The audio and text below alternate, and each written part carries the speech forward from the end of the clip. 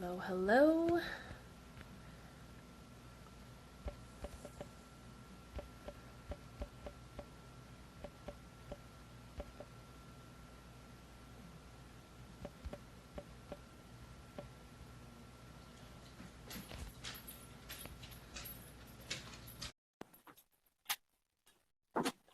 Right.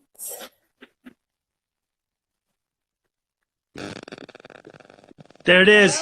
Oh, it works. Just get my volume turned up. All right, I think mine's good too. Perfect. How are you? I'm doing well. How you making out? Good. It's a little crazy here, but I think it's a little crazy everywhere. So thankful to be healthy and still able to help people is where I'm at. Right on. Yeah. How are you doing? I'm doing well. Yeah. Yeah. I definitely had about a week and a half of like horrible emotional. I went through everything. I went through all the emotions. I went through I was really sad, and then I was really angry, and then, yeah, I just kind of got back to my practices. My martial arts practices and my belly breathing and my movement and all that kind of stuff, and started to kind of look at it as maybe an opportunity, Yeah. and just been kind of working in that way. Yeah. Yeah. I think that's kind of the shift that everybody's trying to go through in, I mean, every industry, not just ours, but Yeah, for like the sure. roller coaster of emotions and then the trying to settle into it and just say, okay, how can I continue to bring value? How can I look at this as an opportunity? How can we be more innovative? How can we still help people?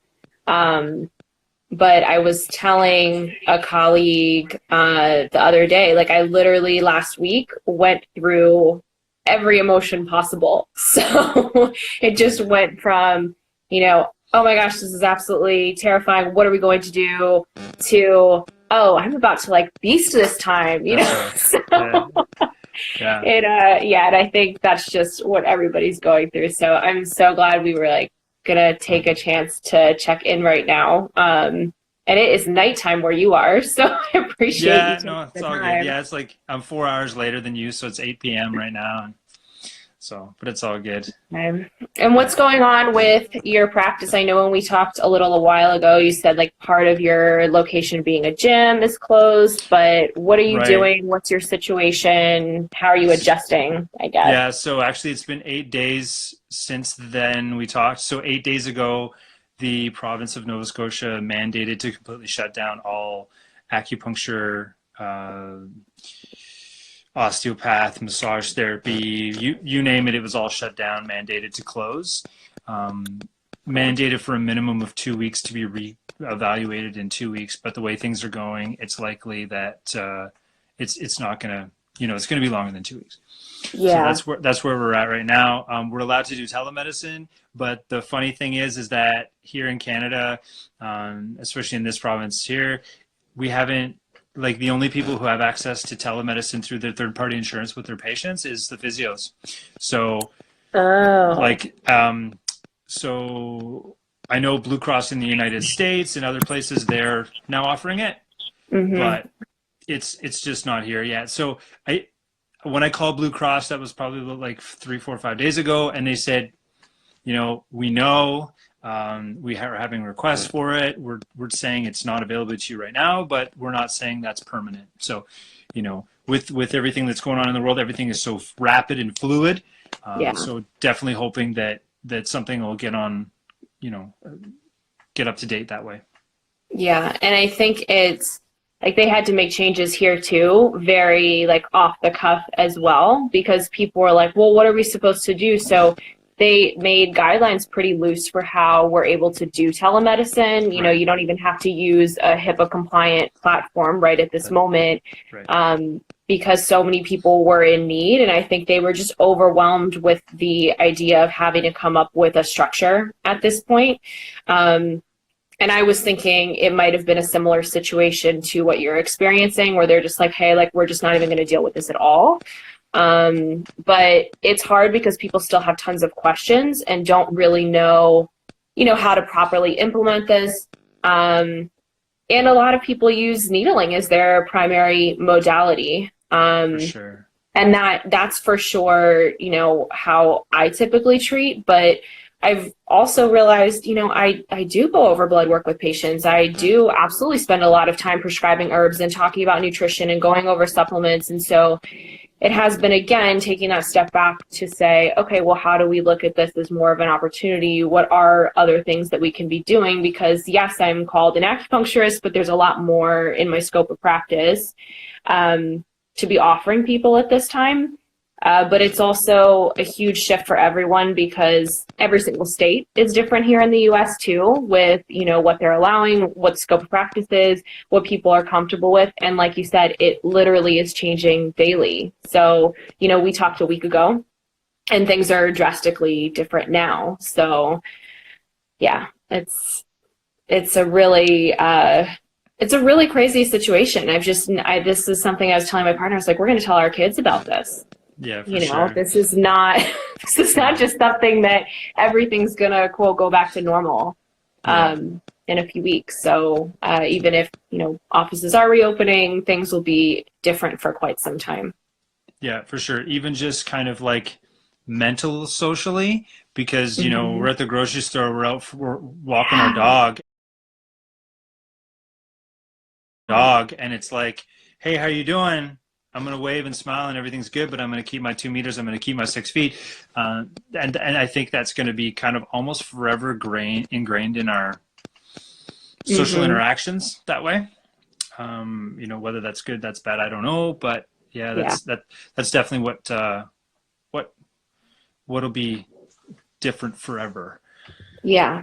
Yeah. There's a different energy out there. And it's also something that keeps changing. Like I am still practicing, but at a very limited capacity. I'm not taking like non-emergent people. You know, I'm not doing cosmetic acupuncture right now. So it's, you know, if I would normally be at my practice 5 days a week, I'm probably there 1 to 2 days a week. And then I'm doing more remote. But even just to leave the house to go for that day or two, the energy's different every time I walk out the door. And we've been not going to the store more than once a week, but you know, we go, and we went yesterday and we were just like, wow, it feels so weird out here. And like you said, people cross the street or they try to give that 6 feet of space and, you know, respectfully wave, but from a distance. And I think how it's so incredible that people have adjusted to that so quickly. And I think you're right, it'll be very hard to then go back and say, oh, we're going to be all packed in, you know, this happy hour situation together, or, oh, we're all going out to dinner and there's people right behind me. How long is that going to be ingrained in us? And are we going to really be paying attention to those changes and what adjustments will have to be made for that? Yeah, for sure. Yeah. So what are you doing in your time now? You said you're getting back to your practices. So yeah, definitely. What joy are you finding in this moment? A couple of things. So from the kind of the business clinic standpoint sort of thing, I don't know how many years ago, it was like a couple, 3 years, probably like 3 years ago. Now I started, for lack of a better way to say it, like teaching online. So a big part of like what I do is my shtick is I mentor up and coming acupuncturists. So that the biggest thing for me is I was hired by a small group of people in Nova Scotia that they had maybe not the knowledge framed in the correct way, so they didn't feel like they were able to practice with confidence. And then I found out that there was people from New York, and there's people from California, and there's people from Brazil and Spain and all over the place that kind of sometimes feel the same way. And the medicine doesn't change per se, but it's coming through, like the medicine comes through you, the medicine comes through me. So a big part of, you know, if people kind of vibe with me and they like the way I'm putting out the content. So I have my Instagram, I have my YouTube channel, I have my podcast, and then thing is kind of driving traffic to digital downloads. So if somebody wants more confidence in the top 20 conditions that I treat in the clinic, they can buy that off my website. I also have continuing education courses. So I'm just putting a little bit more energy into that. We are having, in the Nova Scotia Association of Acupuncturists is having their kind of AGM, but now we're kind of having that online. So a part of that is to offer some continuing education credits. So I'm being paid good money to speak on clean. We're doing a clean needle technique review.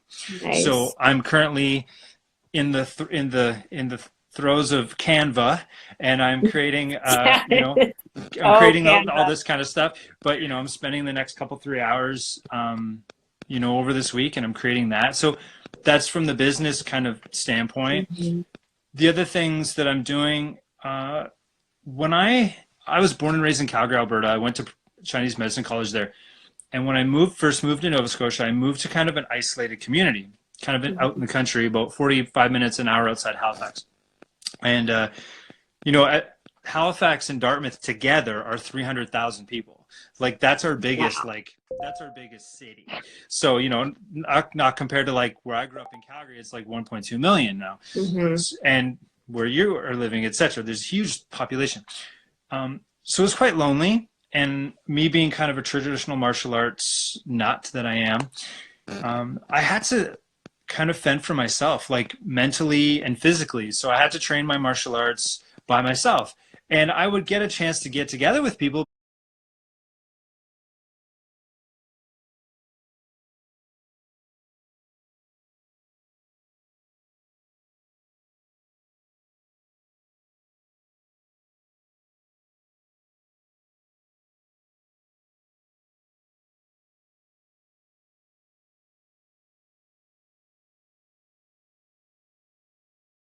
So a part of that is to offer some continuing education credits. So I'm being paid good money to speak on clean. We're doing a clean needle technique review. Nice. So I'm currently in the throes of Canva, and I'm creating all this kind of stuff. But I'm spending the next couple 3 hours over this week, and I'm creating that. So that's from the business kind of standpoint. Mm-hmm. The other things that I'm doing, when I was born and raised in Calgary, Alberta. I went to Chinese medicine college there. And when I first moved to Nova Scotia, I moved to kind of an isolated community, kind of out in the country, about 45 minutes, an hour outside Halifax. And, at Halifax and Dartmouth together are 300,000 people. Like that's our biggest, that's our biggest city.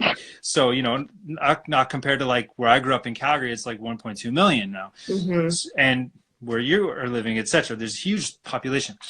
So it's quite lonely. And me being kind of a traditional martial arts nut that I am, I had to kind of fend for myself, like mentally and physically. So I had to train my martial arts by myself.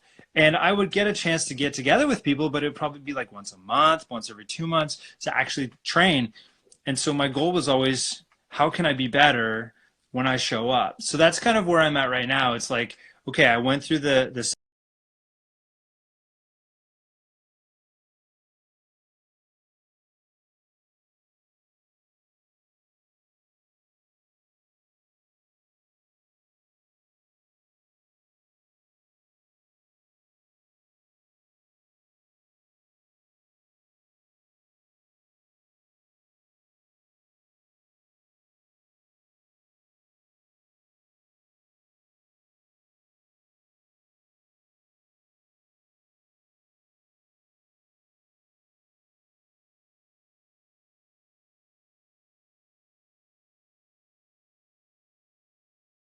like, okay, I went through the sadness and I went through the anger. Okay, now it's time to get back. I just posted a video on my Instagram of me working out with a heavy bag, and just to kind of give some inspiration to be like, you know what, I don't have a grappling partner right now.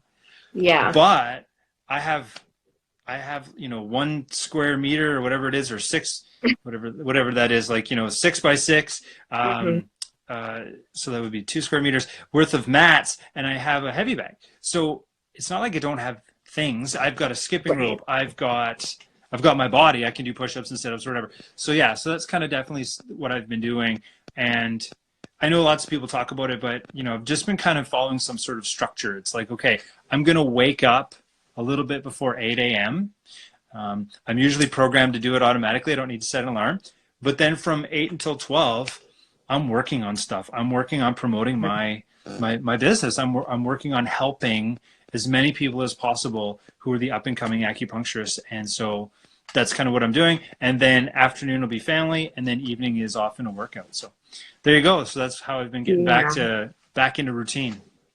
No, I absolutely love that. And like you said, a lot of people are saying it about the routine, but there's something to it, because I'm used to having even my weekends structured in such a way that it's very intentional downtime and recoup time and time with my partner and things that, I don't have during the week. So trying to realize, just because we're in a different structure right now does not mean that we're just doing the same thing 7 days a week and having, no organization to it. That's not a sustainable solution. And like we talked about earlier, I think this is going to change things forever in some way. So for us to just think that this is like some type of hiatus or break is not really the case. It needs to be kind of looked at as like, okay, there's a little bit of the new normal here that needs to happen, and still being able to find ourselves within this situation is really important.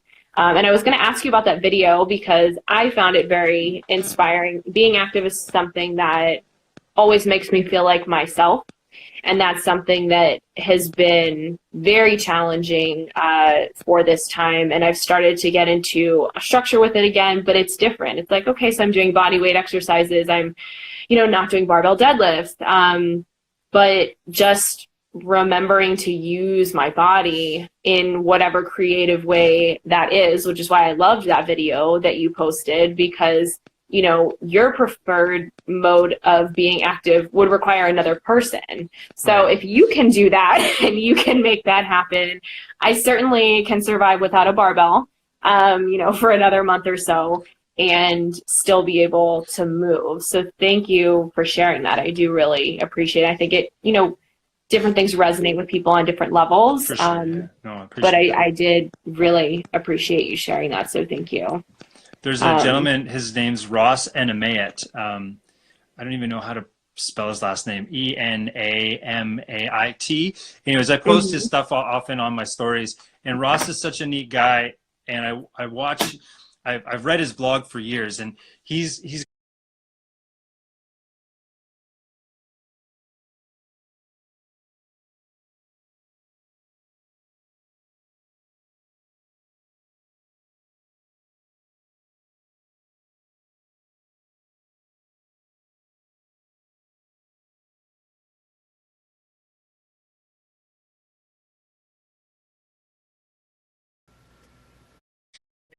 there was So if you can do that and you can make that happen, I certainly can survive without a barbell, for another month or so and still be able to move. So thank you for sharing that. I do really appreciate it. I think it, different things resonate with people on different levels. For sure. No, I appreciate but I did really appreciate you sharing that. So thank you.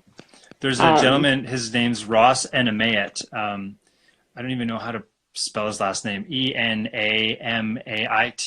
Anyways, I post his stuff often on my stories, and Ross is such a neat guy, and I've read his blog for years, and he's got this tagline, low tech, high effect. And so he makes a lot of his own stuff. I mean, he's an ex-boxer, he's a boxing trainer down in the States. He's just a really neat dude. So really big inspiration. And one of the things that he shared with me that stuck with me is the deck of cards workout.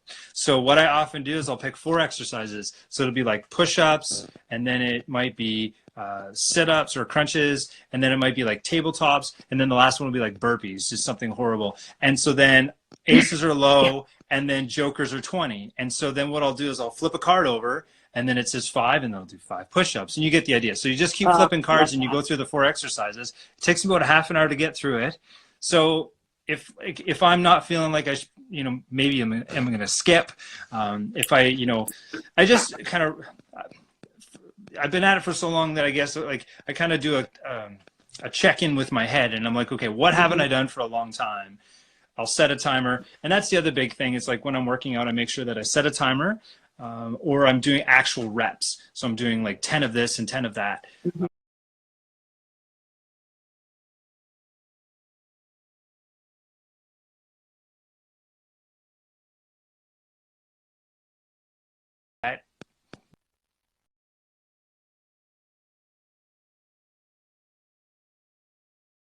It has a huge kind of like moral compass, and it keeps pointing the finger back at yourself. One of my favorite websites, I just dropped Ross NMA, it's a name. One of my favorite this is me taking control of what I can control. And then Michelle Grasick, I mean, just wonderful, like acupuncture marketing extraordinaire. Mhm. She's really advocating, just because your clinic's closed or slow, you really need to keep promoting your business. And how Yeah. you can do that is through face-to-face. So I'm posting videos on my clinic pages that I work at, the gym and the clinic. And it's like, hey, listen, I'm really sorry I can't see you. I can't even do telehealth with you. But here are some really great, Qigong exercises, or here's some acupressure points, or here's a great recipe. I mean, like, just because you don't have that direct access in the clinic doesn't mean that you can't still communicate and create Absolutely. a link, And so Michelle that is great about that. when you're Michelle back in and the I have clinic. talked quite a bit. Yeah. Yeah. No, because it is the time to kind of set those things up too. Like, what are all the projects that we very easily in the day to day can put on the back burner that we really love? Like, I love writing, and I love writing articles, and I'm more of, an editorial type of writer. I've done, very structured academic pieces, but like my love is really those editorial type articles where it's like, well, let's have a conversation, let's talk about this. Very much how Michelle is, and that's now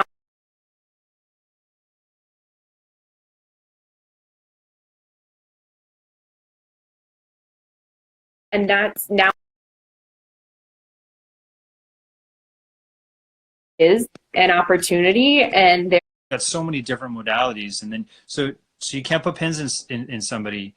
That's okay. Yeah. And there's also just the connection. I mean, just you talk about a lot of times in clinic. Sometimes there's nothing to do but hold space for somebody, Right. and that's a big thing. Yeah, absolutely. All right. My phone is also starting to feel the effects here. I think this might be a good time to call it for today, but No worries. I've been doing these lives like every day now that I have the time. So I'd love us to connect again, maybe in another couple weeks, and Sure. see where we're at. And we should do a podcast trade because we both have podcasts. So I'm so happy I filmed in some extra episodes, because I was like, oh, great. There's a reason we got ahead of those, so we can stay on schedule. So that's right. That would be fun, and it's been so nice talking to you face to face. Perfect. Thanks for your time, for your energy, for everything. Thank you so much. Yes. Thank you. Bye. Thanks for watching, guys.